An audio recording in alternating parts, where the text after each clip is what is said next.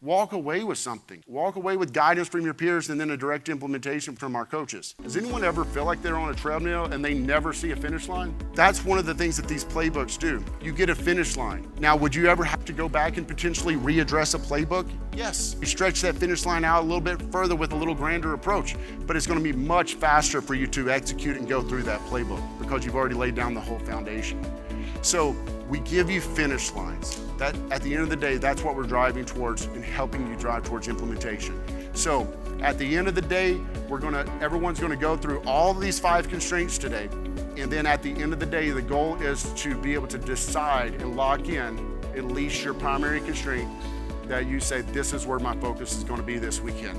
And I challenge you to have it on the tip of your tongue, have it on the tip of your brain. And the whole saying of when the student is ready, the teacher appears. When you're having these side conversations and the dialogue with your peers, ask those questions. Walk away with something.